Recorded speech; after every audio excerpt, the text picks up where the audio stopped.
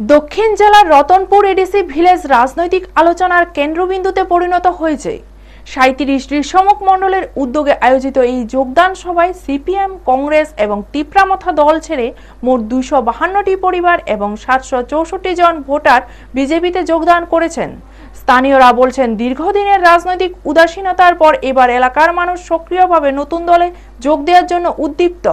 নতুন যোগদানকারীদের দলে স্বাগত জানান বিজেপি প্রদেশ সভাপতি রাজীব ভট্টাচার্য, মন্ত্রী বিকাশ দেববর্মা, প্রাক্তন সাংসদ রেবতী ত্রিপুরা এবং অন্যান্য নেতৃত্বরা।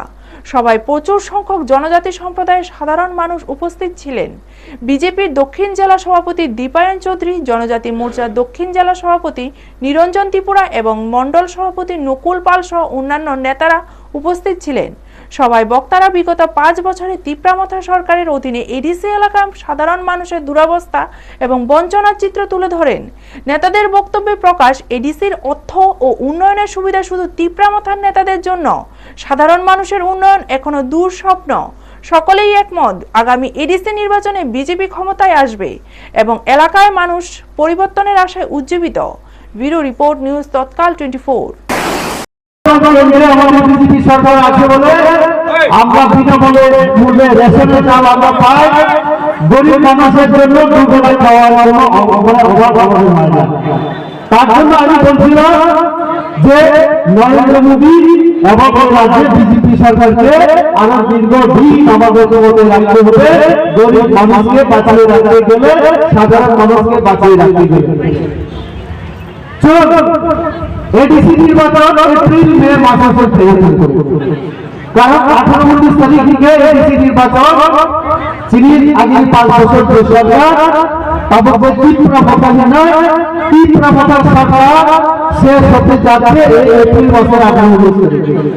5 বছর মফা সরকার এডিসিতে সরকার চালাচ্ছে করে এই রাজ্যটাকে অশান্তির বাতাবরণ তৈরি করার চেষ্টা করছে।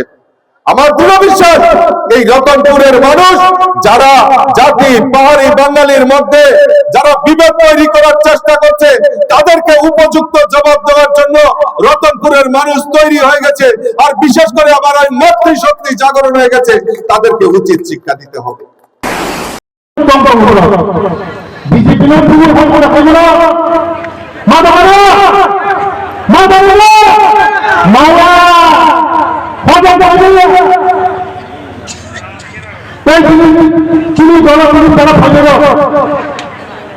বড় বড় পাইপে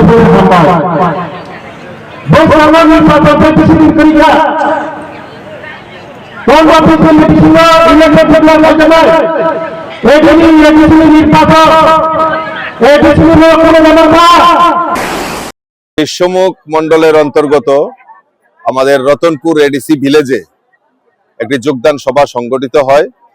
আর এখানে মোটামুটি 252 পরিবারের 764 ভোটার আজকে ভারতীয় জনতা পার্টিতে যোগদান করেন।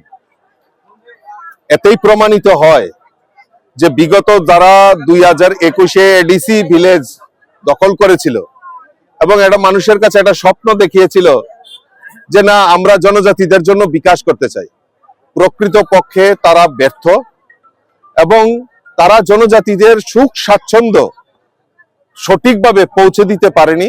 তাই দিকে দিকে ভারতীয় জনতা পার্টি যেভাবে মানুষের জন্য কাজ করছে, গরিব মেহনতি মানুষই বলুন, শ্রমজীবী মানুষ বলুন, কৃষক বলুন, মহিলা বলুন, যুবক বলুন, আর বিশেষ করে আমাদের জনজাতি বিকাশের জন্য যে সরকার যেভাবে কাজ করছে, তাতে মানুষের প্রতি মানুষ ভারতীয় জনতা পার্টির প্রতি পূর্ণ আস্থা রাখতে পেরেছে এবং দিকে দিকে আজকে ভারতীয় জনতা পার্টিতে যোগদান করছেন।